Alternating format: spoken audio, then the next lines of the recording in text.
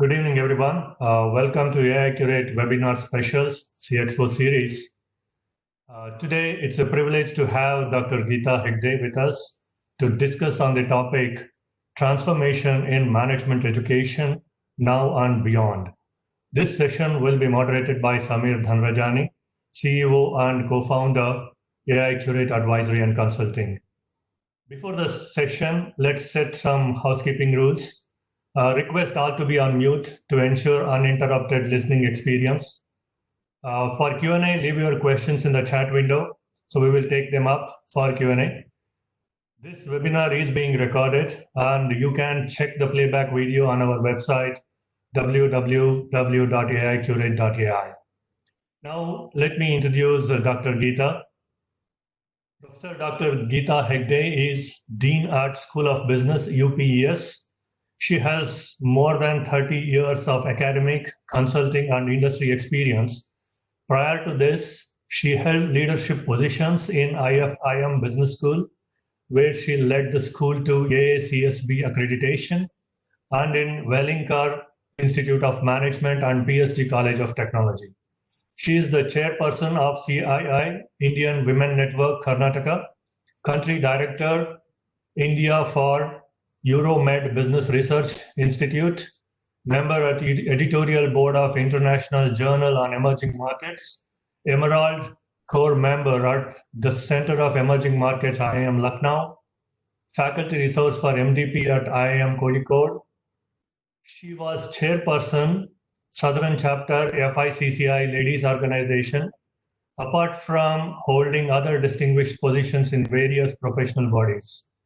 Dr. Geeta was part of the team at Global Colloquium on Participant-Centered Learning at Harvard Business School, Boston, and worked on teaching with case studies and developing curriculum for management courses. Dr. Geeta, it's a pleasure. Thanks for making time to be in our CXO series webinar specials today. I'll now hand over the session to Samir. Samir, over to you. Thank you. Thank you. Thanks, NK. And Geeta, it's a privilege and honor to have you at our AI Curate CXO series session. I know we've been thinking about this session, but glad that we're making this happen. And thanks for sparing time for this session. Thank you. Thank you, Samir, for having me. Thank you so much. Great. I think the time is very topical and apt for this theme, transformation in management education. And if I just talk in terms of taking your viewpoints, I think there's a lot which I think our audience globally today who have joined in will benefit from your vast experience because first of all, I think with your great academic experience coupled with a lot of corporate kind of connects and the program interventions you have done, I think there is a very great set of, I would say, insights what we can draw from the conversation. To get the ball rolling, Geeta, I want to take your views on something which is very topical, but this has been what I call brewing in the past few years. One is this whole aspect about future of work and new age or exponential technologies, the AI or the blockchain, cybersecurity. Now, this has happened in the last couple of years. A lot of disruptions, a lot of changes in the organization, a lot of transformation. Coupled with that, we've also seen the entry of gig workers, freelancers, a lot of startups coming in, and a lot of population today in terms of the working segment would like to kind of turn entrepreneurs to start with. Now, what does it do to the entire space of academic institutions? What is that you are seeing? What is that you've seen in the last few years? And what's your perspective, please? Okay, thank you, Samir. As you mentioned, future of work, there's a lot which has been, people have been speaking about. And you know about the World Economic Forum 2020 skills that is required. So this is nothing new in terms of what is expected in the future. There are areas such as digital, multidisciplinary, innovative work and innovative mindset and creativity that has been already spoken about. So I think the topic about future of work has been there, and these skill set that is required for the future has been there for a while now. And yes, as the change happened, the skill set required changes. But what is happening now, especially, is that in this, especially in this pandemic phase that we see, things have been accelerated a little bit, but it is not that there is a huge change that has happened. Regarding the gig economy and regarding the AI and digital base that you spoke about, this perhaps has been there for a while now. And educational institutions had to do this sometime or the other, and to kind of be ahead of the competition. There are three things I would say which is important for an academia or an educational institution to consider for across any program or any specialization that a student need to take. Earlier, we used to talk about in management, especially. We speak about specializations such as marketing, HR, and operations, and so on and so forth. But now, I would say, and then specialize. But and these are maybe we say that these are. We used to say that these are specializations students across every program or every specialization has to consider basics of these concepts such as marketing or HR. But today, I would say that changes, and today the basic concepts that are required would be digital, would be data, AI, and would be would be people skills, and these are something that is there is a massive change that has happened or a transformation that has happened. Regarding I would regarding how the academia or how any organization in general has to consider this kind of change, is that I would put it in three areas of transformation. One is work, second is workforce, and the third is workplace. The work itself has changed. If you as I told, work has to. There is some component or a major component of digitization that has happened in the work. Humans now will focus more on creativity, problem solving. Yes, this was, as I told you, this is something that has been spoken for a longer time, but I think now it is become even more relevant to speak about or to work with creativity as a mindset and problem solving as a base. Workforce has changed. And we will be expecting a lot of change in the workforce also, looking at how we need to attract and engage the right kind of people because of the gig economy. The workforce moving from one work to another, sometimes not finding the relevant work that they seek. Many types of workers will be reactive aspect and the multicultural aspect that we see. One most important thing that I would say in terms of workforce is continuous learning. People across levels will have to continuously keep learning with the changing environment that is happening or seeing now. Otherwise, they will not be ahead of or in competing with their colleagues or competing in the environment. Third, that I told you about the workplace. There is a huge change in the environment and the workplace infrastructure, blending physical with the virtual environment across. It is not only in organizations or corporate, but across even in academia. As you see, we are looking at seeing how do we change the infrastructure now. How do we also blend it into the both the virtual environment where the faculty can come in and take up classes, but to not only the students who are there in the classroom, but also in their own home and other spaces.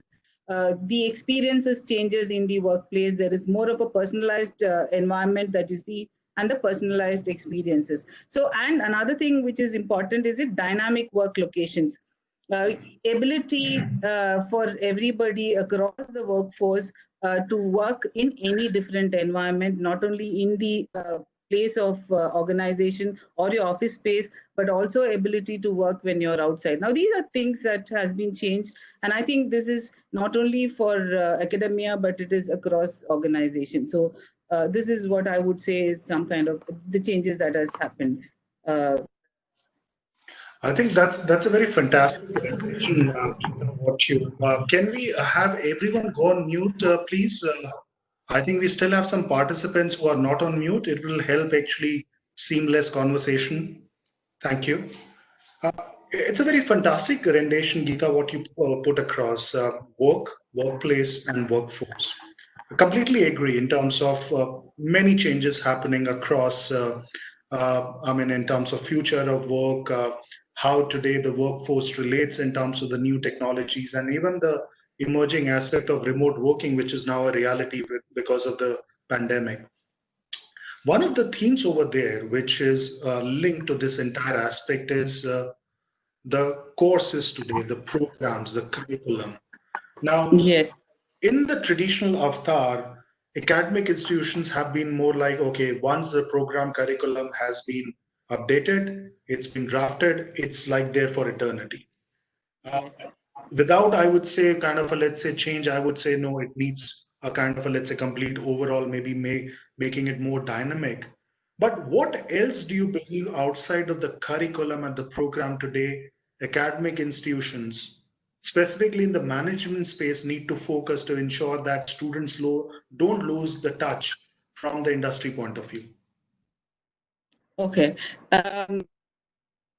Already mentioned to you, digitization of learning and MOOC platform has been already there, and it has been considered by most schools for a long time. What is important now is a pedagogy. A blended pedagogy, flip classes, the model to enhance learning has been a best practice or was considered as a best practice. But I think most of it was maybe in a book or as an understanding, but not actually as an implementation. So I think apart from the curriculum, what is very important is the learning aspect of the students. How do you look at learning environment? Now, keep the students engaged with this kind of a model where the academic model is changing, and how do we see that students, if we have to look at them being in a remote place and learning, how do we change that becomes important. Now, the stackable program, stackable certificates, stackable skill sets, which certificates which give specific skills because of the changes that I told you, because of the gig economy, would it be more relevant to give certificates based on the skill that is required?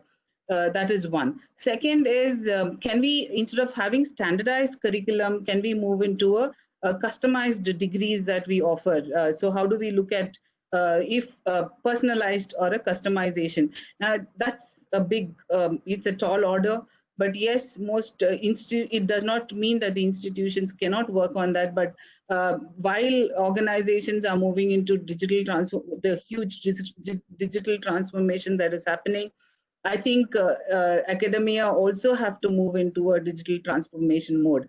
And in digital transformation mode, we see that there is interventions, or there is changes happening in every level. For example, if I say the value chain, similarly, even in academia, when we need to move from from an old system or a vertical integration kind of a system, and give changes can happen at different levels. So this is something that we need to look at, and especially the challenge of keeping the students engaged during this kind of teaching learning environment is extremely important. More and more inputs on technology, more interventions of technology, more and more inputs on AI is something that is also important. And and interestingly, what I see, if and also system, for example, faculty, how do they move from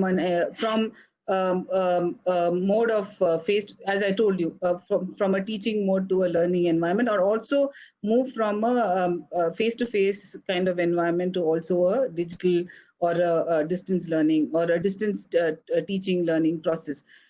Interestingly, I have seen in again example that I've seen with many universities and also my school at School of Business UPES. We sometimes say that the faculty might not accept change so fast. We speak about the digital natives, two sets of, as you know, digital natives and digital immigrants. The senior people who have not actually born in the era of digitization are called as digital immigrants, and the students community and the younger generation, as you know, are called as digital natives. But very, very interesting aspect that I saw is, even the senior faculty, who are some of them who have been, who are more than 60 years of age, have quickly adapted into the online mode. So it is a mindset. So I think apart from the curriculum, what is important is a mindset of faculty members to move quickly into the changed environment and transform the way it is required and how it can be how the learning can be provided. So this is a very interesting move, and this is a very interesting change, and definitely there's a lot of acceptance to change that has happened, and that is important in the environment, is what overall, apart from the curriculum and the content, of course, with the move or with the change that is evident. The creation of content, the type of content is extremely important. Another example I would say, I mean, I'm drawing example from my faculty members who've been working a lot. There's one of my faculty member, Dr. Alka Dwivedi, who's done a lot of work in the online space. She has published 2 papers just a couple of years back on digitization and the student engagement. And an interesting find in that study is that faculty have to spend much more time, or perhaps more, double the time, to keep students engaged in an online platform than keeping them engaged in a face-to-face, because you're there and you see the reactions of the students, whereas in an online mode anything can happen, and technology, playing around with technology is what is happening. It's easy to see, and you don't know whether their students are concentrated and are attentive and are engaged while you're speaking. Now, if you have to, the amount of time that is spent by the faculty members to keep the students engaged and also to see that they learn is the effort is a little more, and the content, the development of the content is also, it has to be a little specific and different. So there's a lot of time perhaps that the faculty has to spend. It is not that in an online mode it is easy and the faculty can easily handle or shift. The effort is much more. So that is another area which the faculty should be, or the teaching fraternity should be well aware of and be willing to change, and which is important, the mindset, as I told you. Great. No, I think it's heartening and quite good to know that the faculty has really adapted in terms of this new normal of online teaching. And what you rightly said, I think this whole aspect of holding the attention of the students is very vital, because there are not many best practices actually available, because the templates are being set. And talking in one of the session we had, so we were discussing, just to give an idea to what you said, and you rightly said how the technology is coming into the picture. Today, artificial intelligence is being used to kind of understand the moods of the students as they actually face the camera, and how they also participates in the debates or conversations, which means my facial expression, once mapped over a period of 60 minutes, can actually really tell, let's say, the faculty whether the student is disgruntled, or it's very participated, very inclusive, or is just kind of shying away. So I think that's something which I think in some point of time, it will be like a new tool or aid available to the faculty to really kind of even say that, okay, which are the students which needs to be given more emphasis in terms of more kind of a, let's say, separate or individual attention. But you said a very great point, which also leads to the question I have, Geeta, which is it's something which, to me, I think it's crucial for our participants also to know. Now, in the last few years, we've seen many MOOCs, many EdTech platforms which have come in. Now, they have revolutionized this whole aspect about delivery of content, content being very fungible, very dynamic, also in terms of pedagogy, the whole aspect of how they market. And then on the other side, we have these, what I call academic institutions, which have been there for many years. They have the regulations in terms of what the bodies which want them to kind of adhere to. Now, these are two separate set of, I would say, players in the market today. How do you see this space evolving in the time to come? And would also like to please understand what is UPS SOB's unique proposition over there in terms of how you see this entire aspect about education learning, specifically from a management education perspective, please. Yeah.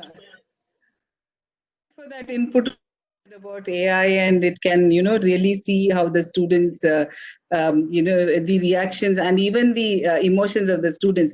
We do conduct exams on a platform which is called as Metal for all our students, where it is generally proctored at university UPES. We conducted the examination for more than roughly around 3,000 students, and across different schools on this platform, where it is kind of proctored, and but not to the extent of reality as you mentioned, but yes, a lot of proctoring and managing and invigilation kind of thing was done for these students. Talking about the MOOC platforms that you have told, and the physical brick and mortar kind of aspect that we see in education also and in academia also. I would say that the future is of collaboration. The future is of learning from each other. The future is of looking at the core competencies of academia and the MOOC players who are giving. The classroom kind of environment, or the experiential learning and learning from team and learning from peer I don't know how much of that can be virtualized also, as you said, how much can be taken into a virtual environment. Definitely with students and the younger generation, they are a lot into the technology, but they are also very, very interested in the physical meeting and trying to be there with each other, peer the discussions which happens with each other. So the cohorts where there are a lot of learning that happens with each other, though this can be also done virtually, but it is not the same. And other thing is that I think I'm one example that I can give you is the Infosys center that is there in Mysore, just to give an understanding, because I have been working a lot with Infosys through my CII and other associations.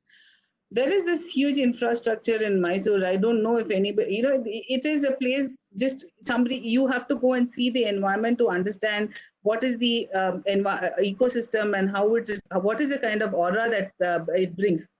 So the physical infrastructure is extremely important. And I know parents from villages who have sent their, the children who have joined Infosys from the remote places across the country. They take pride in telling when they go to the living experience. The students, the awards say that the living experience in such places is so wonderful. And I think it's an ecosystem. This cannot happen virtually. So to me, it should be a blend.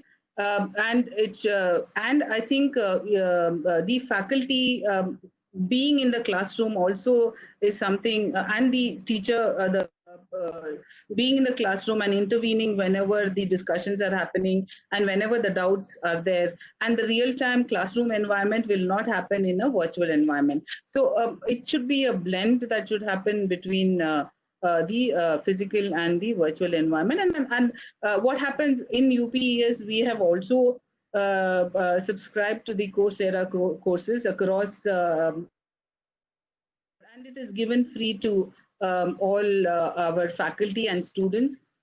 we also make it mandatory in certain subjects or courses that the student has to undergo one or the relevant or related Coursera course. We are also making it mandatory for the faculty members to go through the Coursera course, especially on virtual teacher, so they know how to understand the nitty-gritties of virtual teaching and digital transformation. These are courses that every faculty has to undergo and get the certification. So this is where we provide a free. This is given free across across students across the university and SOB. And I've seen in School of Business a huge number of faculty have started making it mandatory for their students to learn certain online courses. So I think the collaboration and between these two and focusing on your core competency is extremely important. So, but one cannot, I believe, one cannot, take over the market space of the other, or it cannot be on. It cannot move to a technology platform alone. Especially education. Education has to happen with a blended and a collaborative mode. So you mentioned about collaboration. Now, it's interesting, and I have met you in person at various industry consortia events, many of these conferences where there are trade bodies, professionals, as well as academia. Now, the relevance, what I'm trying to put is this industry-academia collaboration. I mean, 5 years back, I remember some of the meetings I used to have, there used to be a thick wall between academia and collaboration. But I think over the years, that wall has come down and it's moved into a much more closer collaboration. Now, you have a very interesting blend of both industry as well as academia. What do you think in terms of this collaboration? Because specifically for the management professional, industry collaboration is very much required. What's been your experience? Any best practices you highlight? Ramsey, you are on. You're not on mute. Can you go on, please? At your. So, Samir, can. Yes, Geeta, please Okay. go ahead. Sorry. Sorry. I hope you were able to catch the question. Yes. CII and other, industry collaborations. I have seen, yes, the wall, or even, to a certain extent, still exists. But there is a kind of, I don't say that it is totally or in a collaboration or a partnership that is happening. We see that there is a little bit of, the feels that it is the academia's role. They have to train and nurture the students for who should be industry ready. The academia forever is looking for some kind of support from the industry. But I feel largely, I think as academicians, we should be able to provide solutions to the company and the corporates, and we should, in the process of the students being in our education system or in with us, I think we have to, I believe, in the faculty members, and I think the environment is changing where faculty members are ready to take up that responsibility. My only thing with the industry is that they should also agree to partner with the professors, faculty, and help the faculty members to faculty or the academic fraternity to support them in nurturing the students to becoming employability. Let me give you an example. Geeta, if I'm not mistaken, I think UPS has a very unique program of having faculty actually getting internship, or if I call it that way, internship in the corporates. Would you like to please elaborate on that program, please? Yes. This is this we call it as Abhigyan, where every faculty member has to go, has to be in and do an internship just like a student doing an internship in the industry. And this is actually built into the appraisal form of the faculty members. So if the faculty says that I have undergone Abhigya, this is taken into the appraisal aspect. So I think that way it is extremely important to have this in our environment. The other thing that I would like to also emphasize is that industry says that students are not employable, and employability is a concern. But I believe, in this aspect, the industry is giving a different figure and the academia is giving a different figure. For example, industry recently or even now, they say employability or employable students is in a single percentage, students who are graduating. Whereas we know that, or we know for numbers or for reality that we say that our students get job. So the question here is about how employable the students are and how we train and work towards making the students employable. So that is something that even industry has to come forward and support us and make us understand, and partnering and collaborating at the early stages important rather than only focusing on short-term internships and so on and so forth. So I think Abhigyat is one of the aspects that we've done, and especially in School of Business, we do a lot of research based on business problems. I must tell you also, I must give an example where, especially in School of Business, we have nearly 200 or 200 plus research scholars working with the faculty, and our nearly 200 plus research scholars, and more than 80% of them are from industry, middle and senior level. So our focus has always been, in terms of research, looking at business problems and solving those business problems. So in that, we also, another thing is to try and involve the students to get live projects and see that they become employable, or that they add value to the companies that they join. So I believe there's a lot to be done with the company and the academia joining together and working together. Now with the industries having their own training centers, I believe there should be some kind of a collaboration and partnerships that has to happen between academia and industry. And there's a lot of scope. There is a lot of gap, and there is a lot of scope. Yeah. What you say is so true, because I think there is a big shift towards today industry saying that, as you rightly said in the earlier part of your narrative about continuous learning, industry has realized that today the careers are not just about 25, 30 years. With the mortality rate going down, we are all bound to have careers 50, 55 years, which means given the change in technology and future of work coming in, as you rightly said, with digital transformation kicking in, it's very important to kind of create those careers every 2-3 years in terms of continuous learning, and see how you want to take up those programs. And I think what you also said very true that sorry for interrupting. I think we have lost Geeta. She's not online. Can we just wait and prompt her? Sure. Yeah, she's back now. Geeta, sorry we lost you. Are we audible? Geeta, you're on mute.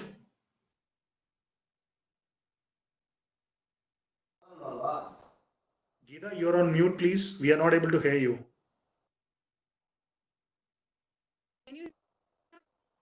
Yeah.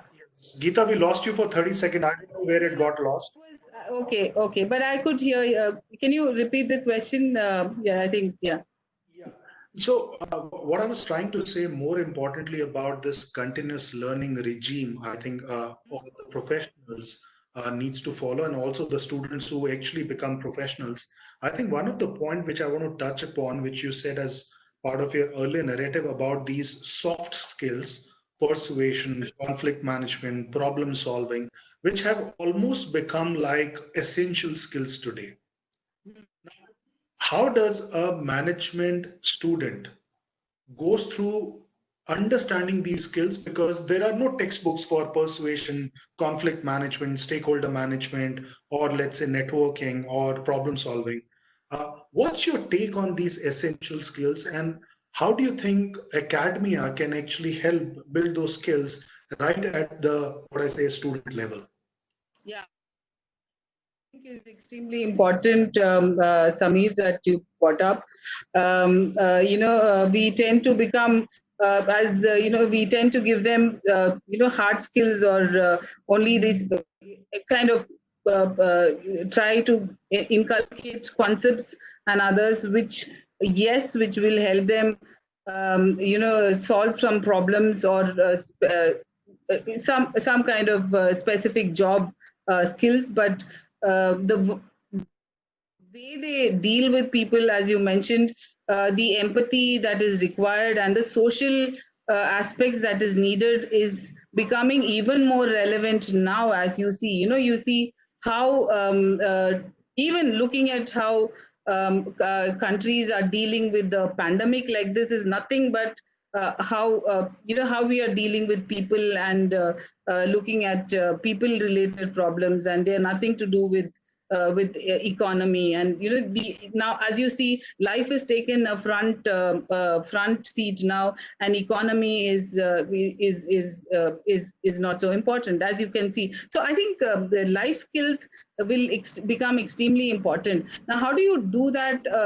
Again, how the academic or the management space has to change is also management teaching, or academia has to see that this kind of skills are the soft skills, are people skills are inculcated, becomes important.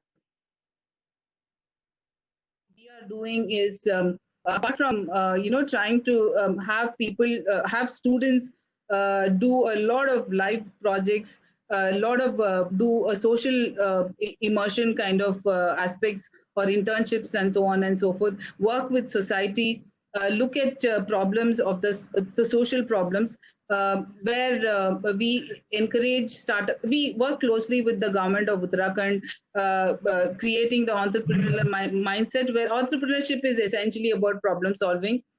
Also, we have started from this year on something called a School of Life. So School of Life essentially deals with all these issues, and a major component of School of Life is about how would you handle social issues and social problems and people related problems. And it is we are planning to make it mandatory across all schools. We, nearly 13,000 students across the university, and trying to say that every curriculum, every content has to have a component of School of Life, which will be given, which will be imparted to the students. One such example is, if you say maybe the culture, history, culture of our country. That a lot of learning comes through livelihood and culture and history itself, and so certain programs like this, and also have them go, frugal, spend, identify how can they spend the resources frugally, because I think that is some learning that we need to give, because over the changes, what is happening in the economy, so youngsters today are given are used to having a certain amount of luxurious life than what was earlier. There you don't know what's going to change, but working with the minimal resources is again important, perhaps going forward. And I think looking at solving problems, specific problems in a different fashion is also extremely important. So making them learn these kind of skill sets or soft skills, we will be doing through School of Life. And components such as entrepreneurship, and they are part of the School of Life. So 15% to 20% of the component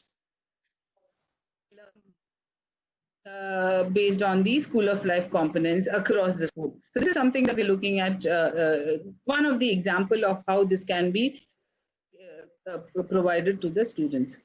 This is Sameer. very engrossing. And one of the things I have realized is there is a concept in Japan called ikigai, which is sense of purpose, sense of intent, kind of a thing. And uh, during our phase of life, when we start working and we go through this rigmarole, by the time we realize the sense and intent of our life and purpose, the life is lost already. But it's great to see how UPS is trying to build that whole aspect right at the student level, where not only this understanding of the concepts of what needs to go in terms of making a great professional, but those ingredients of making them better professional is something which is very, very, I would say, welcome and commendable step. Shifting gears, Geeta, I want to take this aspect about which today is a bit contrarian, but there is something which I think needs to be talked about. The regular MBA programs today, the classic MBA programs, and they've lived through the years right from the time when, I mean, it's been conceptualized. But as you said, as part of your earlier narrative, uh, specializations in the core areas, electives, everything is going for a change. Now, few years from now, what do you see with this whole technologies like AI and the whole data science, machine learning influencing every part of professional sphere? What do you see the regular MBA to be in next few years? Any kind of, let's say, aspects or your perspectives will help over there. So I think, as I already mentioned, I think customization would be the key again here in academia, also management's school. So wherein we would move from a degree of management degree to perhaps possible customized degree for the students. Future would be that, and they could pick and choose from different programs or different specialization, or however you offer it as maybe an elective, as you know what electives that they would like to take.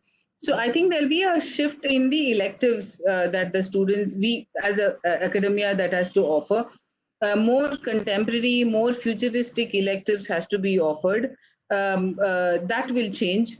Instead of say regular electives, I think more of a how to make students a little more able to execute and work, be agile. How to make them learn to be agile is something that we would be the academia should focus on. What I see is that the management education now, the business education or business concepts are being taught at a at a graduation, and perhaps even at a a higher education in 11th and 12th, or perhaps in the graduation level also. So when the basics of management are taught there, the postgraduate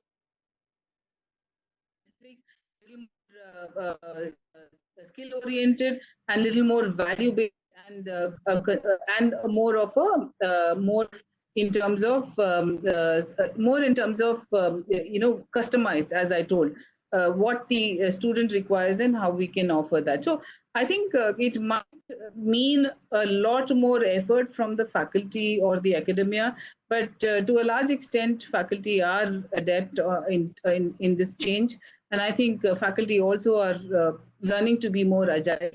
And another thing, what is another area which would be the future, is ability to self manage. Because if there is a lot of self learning that is happening, how much of it you will, and if there is a lot of continuous learning that is needed, the will the students are the students able to manage self and actually focus in the self discipline? And these are things that perhaps would be a shift, as I told you, more and more looking at more and more customization of the curriculum and the content that we offer is something that is needed. So that is my take on how the changes are going to happen. So if I stretch that point, also started talking about the future of education, personalized learning, AI-based kind of a, let's say, teaching aspect. We are also talking about, in some sense, maybe robots kind of, let's say, taking classes, and it's like picking up the credit on the go kind of a thing, build your own curriculum kind of a thing. Now, of course, these are all something which is still in the air because a lot of, I would say, new templates needs to be created to give it a structure. But in the next few years, do you anticipate, given the student needs, that if one of the students say, look, I don't think so, I should study one particular subject, but instead of that, I'm more keen on something else. But as long as I do the credits and it matches with the overall industry, do you think something like this, Geeta, at some stage is coming into the fold and that will revolutionize the next level of education? It is already there, Samir, to a large extent. The students, yes, while we say there are certain core credits that you have to complete, a student has to complete, a lot of choices given to the students to choose the credit, choose the content or the particular course that they want. And I think maybe that choosing of the content might extend a little bit. Then, for example, as of now, maybe we have 70-30. 70% of the content where the student has to necessarily do, or even lesser, see, 60 content to complete a degree. There is 40% of the content that students, the course that the student, or depending on what is. Now it will even extend a little more, as I told you, by collaborating with other partner MOOC, by collaborating with the institutions that offer online learning, and the university or the school themselves or ourselves working on getting into an online content mode compulsorily. So I think with that we can, it is possible to give students this kind of options of learning, of options of courses that they can choose. So it is happening to a certain extent now, but the component or the magnitude or the percentage of learning, of picking the courses that you want as for a student, or the student want the choice wider. Yes, and every institute or every business school has to be geared up to that, definitely. So agility is important.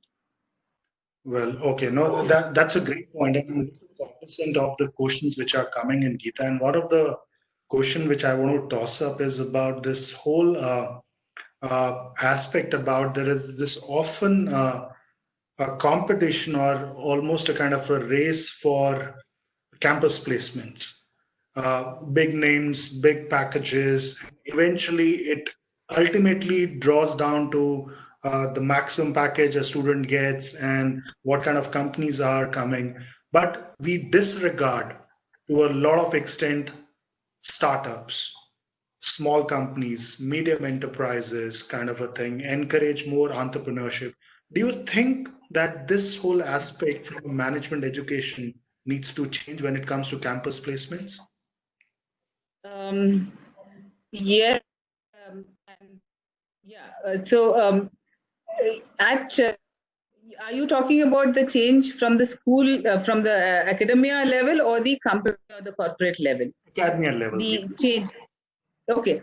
So what's happening is that more often than not, what we do is we look at 2 years from, for example, a postgraduate degree. What are the jobs that would be available in the industry? This is something even which the student themselves will look into, because everybody, the students are essentially looking at return on investment, in which they would like to be placed with high package in the beginning itself. So as guides and mentors, I think academia has to look into students and saying that, giving them inputs about not essentially looking at a high package in the beginning, but looking at a lifelong career path, or maybe learning aspect, or through the job they get, and employability, lifelong employability and learning environment as you work. So extremely important that students should have an entrepreneurship mindset, and extremely important that entrepreneurship mindset is not necessarily only for a startup environment, or to join a startup industry or a setup, but problem solving to solve many problems that the society, social, or the government is facing in general. We at UPES have made it mandate that in our next, academic year or further, that we have % of our students moving into an entrepreneurship space. So this is our ask from the faculty and the mentors, and from the students also, to encourage them to take up entrepreneurship. Yes, but it's, as you know, not all the students are a little hesitant to entrepreneurship themselves. So I think we need to develop that kind of the confidence to the students to get that entrepreneurship mindset. So 25% is what we are looking at, getting, yeah, seeing that they get the entrepreneurship mind. 25% of our students will have to get into our endeavor is to see that percentage of the students will get into an entrepreneurship space, either get into startups, start working with startups, or look at having their startup on their own. So to that, we are having a cell which is in the university, a startup cell and an incubation center in the university, and we are one of the approved incubation center of the government of Uttarakhand. We want to extend it with the government startup initiative of the country, and maybe look at supporting internationally. So in the sense that trying to, with the future of India, what India is looking at manufacturing, and becoming the hub of providing products and services to the world. I think there's a huge opportunity for students and academia to work in this space. So university, through startup cells and incubation cell, we are working in this area. So yes, we are looking at a large number of students getting into the startup space or entrepreneurship space. One of the things, and this is a question, maybe this is very interesting, and maybe the question is an attempt to put you in a spot, but I'll take that question. This aspect about accelerated learning, and the question is more about the regular duration of an MBA course or management education is about 2 years. Now, if a category of a student or a segment of students have achieved accelerated path, why they should still spend 2 years? Why can't they get their degree or a diploma in less than 2 years? Any tip over there? Okay, so as you know, there are schools in the country, like ISB offers a 1 year. Can you hear me? Yes, Geeta, please go ahead. There are institutions in the country which offers an accelerated degree, like ISB. But what is the regulation? The universities in the country are bound by the regulation of the regulatory bodies like UGC and others, AICT and others. Now, unless and until but we can offer, we can offer private or if especially university, if you have to give a degree, it has to be mandatorily 2 years, and as per the UGC regulation and norm. So for us, we are tied with that. But I think it's a good idea that regulators have to look into the same. So that's where the concern, that's where the block is. But personally, I feel, or there is, yes, if it is a good idea to give fast learners, possibility of getting a degree within a shorter span. But Sameer, it's a regulatory concern as of now. If we want to be as part of the university process, then we have to have a amount of credit system. I hope the regulatory bodies would think about, and first, as I told you, my view is that if there are fast learners, they should be allowed to get the degree faster. So I think one of the ways is that collaborate with one of the ways we can do is that collaborate, but we cannot give a full degree if as per the norms of the regulatory authority in the country. Sure. So one of the other questions, which is completely. It's. I think. I hope this voice is going to the ICT chairman, Mr. Sahasrabudhe, and he's listening, because I think at some level these are all regulatory changes, and the whole mechanism in terms of how the degree and diploma needs to be awarded. But heard you. The Indian regulatory system is changing very fast, and there's things coming in, especially even if you speak about online aspect. There is, Swayam is a space where they give online education to people across the youngsters or students across the country. So there's a whole lot of changes happening, but there are some issues which still has to be looked into, which I'm sure there is a thought process in this space also. But this is one, as you said, the degree cannot be offered if certain credits are not certain period and the time frame is not completed. Sure. In the interest of time, Geeta, I'll take one question and would request you to kind of give a very quick response, because we're running out of time. This is about the faculty. I mean, again, with the change in education, the earlier premise has been the faculty has to have a certain kind of aspect about being kind of a kind of a graduate, and more kind of a, let's say, a PhD, postdoctorate rather, kind of a thing, and also have a certain experience and all in terms of teaching. But you mentioned as part of your industry academic collaboration, this may go for a change. So the question is more about, are the working professionals, I mean, in the industries who have worked, could be a part of the faculty when it comes to encouraging that industry academia collaboration?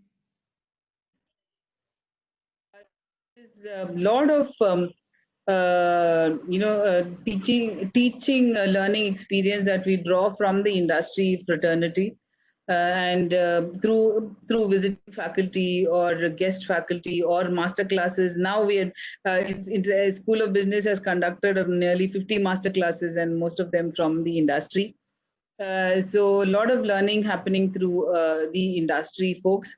And but speaking about getting them in the full-time as a faculty member, UGC, even the regulatory body gives a certain amount of